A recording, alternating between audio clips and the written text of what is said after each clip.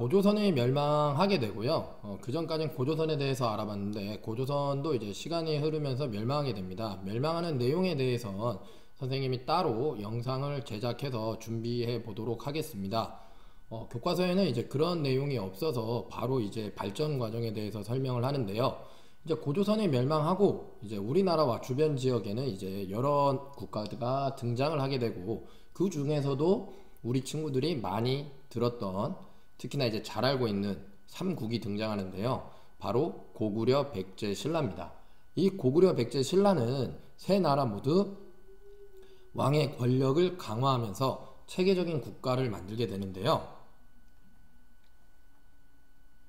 이 고구려, 백제, 신라 삼국은 바로 전성기가 있었습니다. 각 나라마다 전성기가 있었고요. 그 전성기를 이끌었던 이제 흔히 말하는 정복군주라 하는데 이제 영토를 방대하게 넓혔던 정복했던 이 군주들 바로 이 3대장이 있었는데 그들은 바로 우리가 잘 아는 분도 있습니다. 바로 광개토대왕, 근초고왕, 진흥왕입니다.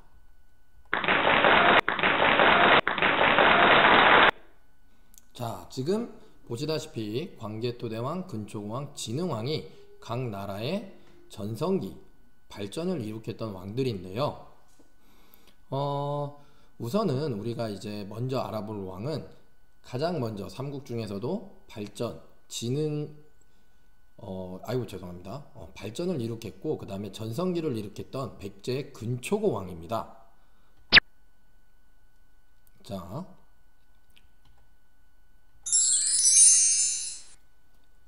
이 근초고 왕은 여러분들이 이렇게 알다시피 이제 백제의 13대 임금입니다.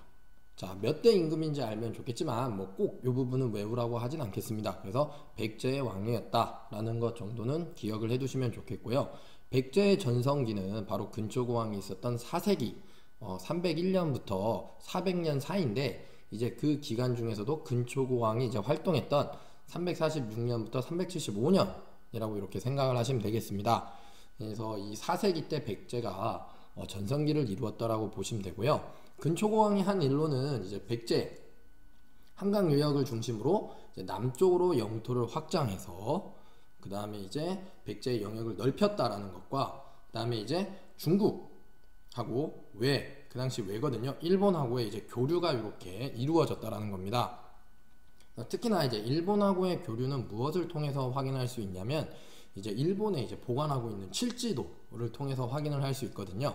칠지도는 지금 요 옆에 보면 그림으로 나와 있지만 칼날이 7개예요. 양옆으로 이렇게 3개씩 해서 가운데 하나에서 7개의 이제 날이 있는 이 검인데 이 검이 이제 백제 왕이 이제 일본에게 이제 하사했다라는 내용이 이제 그 글에 새겨져 있습니다. 그래서 이걸 통해서 그 당시 이제 백제는 이제 일본, 그 다음에 이제 중국과 교류를 했었다라고 이제 예상을 해볼 수 있겠습니다.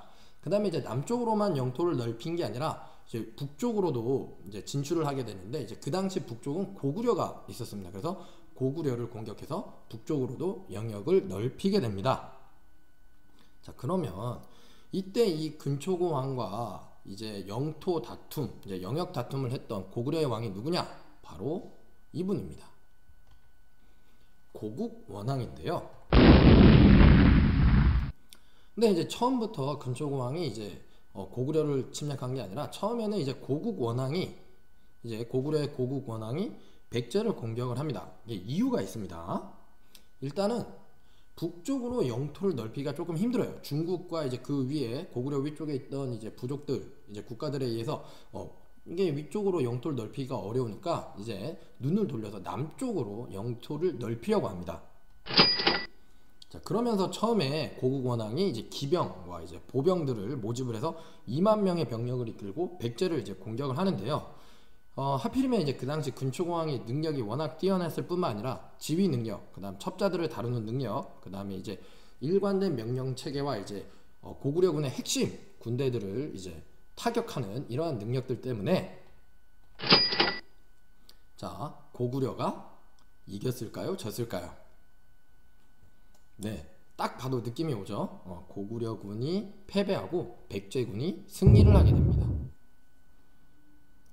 자, 이렇게 이제 고구려군은 패배를 해서 물러났는데, 그러고 나서 2년의 시간이 흐릅니다. 2년이라는 시간은 길면 길고 짧으면 짧을 수 있는데, 이 2년이라는 시간 동안 고구려의 고국원왕은 그때의 패배를 갚기 위해 다시 또 이제 병력들을 잘 키우고 이제 유지를 합니다. 그러면서 이제 2년 전에 그 원한, 이제 패배에 대한 아픔을 갚기 위해 다시 공격에 들어갑니다. 자, 이제 또 고구려군이 내려온다는 이제 소식을 듣고 근초고 왕은 이번에 바로 매복 작전을 이용해서 고구려군을 이렇게 물리치기 시작하는데요. 매복 작전은 알다시피 이제 고구려군이 내려오는 길목에 이제 우리 이제 백제군이 싸우기 유리한 위치에 이제 병사들이 숨어 있다가 이제 갑자기 딱 기습적으로 나와가지고 이제 공격을 하는 거겠죠. 그래서 매복 작전을 쓰게 되고, 이 전쟁 역시 백제군의 승리가 이루어지게 됩니다. 백제군의 승리로 돌아가는데요. 이제 근초고왕은 이제 생각을 합니다. 생각을 하겠죠. 여러분들이라면 어떤 생각을 할까요? 자, 내가 이겼어. 자, 근데 전에도 한번 이겼었는데 2년 있다가 병력을 모아서 다시 오네? 아, 이거 안 되겠다. 우리들도 이렇게 가만히 기다렸다가 고구려군이 올 때마다 싸우는 게 아니라 우리들이 먼저 고구려를 공격을 하자. 자, 이렇게 해서 이제 바꿔버립니다. 가만히 있으면 또 이제 고구려가 이제 병력을 모아서 내려올 것 같으니까 우리가 먼저 공격을 하자. 백제의 무서움을 보여주자라면서 백제의 정예병사 3만 명을 이끌고요, 이제 고구려에 있는 평양성 북쪽을 이제 공격하기 시작합니다. 자, 그럼 이제 고국원왕은 당연히 당황하게 되겠죠. 자, 그래서 무슨 일이 있어도 일단은 막아야 됩니다. 왜냐하면 이게 전쟁이란 건 기세 싸움이기 때문에 이 평양성을 뺏기면 이제 그 위로 계속 뺏길 수도 있어요. 그렇기 때문에 무슨 일이 있어도 막아야 한다라고 하면서 이제 고국원왕도 전쟁에 참여를 하는데, 그 과정에서 자, 화살이 날아와, 백제군의 화살이 날아왔고 이게 고국원왕이 맞아 죽게 되는, 사망에 이르게 되는 이제 일이 벌어지게 됩니다. 자, 바로 화살에 맞아서 고국원왕이 요 전투에서 사망을 하게 됩니다. 그러면서 이제 요거는 이제 선생님이 쓴 내용이지만 훗날 이제 고국원왕의 손자, 여러분들도 잘 아시는 그분, 다음 시간에 배울 그분이 이제 백제를 다시 이제 공격을 하게 되죠. 자, 이 일을 계기로 고구려군과 백제, 이제 고구려와 백제는 이제 서로 원수지간이 돼버립니다. 자, 한 나라의 왕이 사망하는 이제 전쟁 중에 사건이 벌어지면서 원수 관계로 들어가게 되고요. 그다음에 이제 군초고왕은 여기서 평양성을 뺏어 오느냐? 그러지는 못합니다. 자, 평양성을 빼앗지는 못했지만 이제 고구려 왕을 죽이는 이제 큰 성과를 거두긴 했습니다. 그러면서 이제 근초고왕이 이제 백제의 전성기, 부흥기를 이끌었다고 볼 수 있는데요.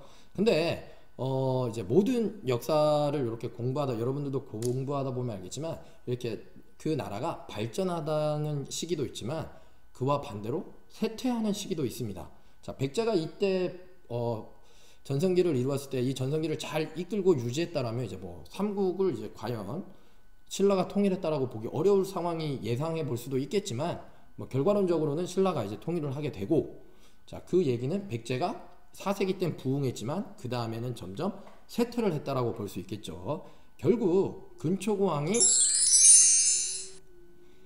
나이가 들어가면서 이제 백제의 힘도 점점점 약해집니다.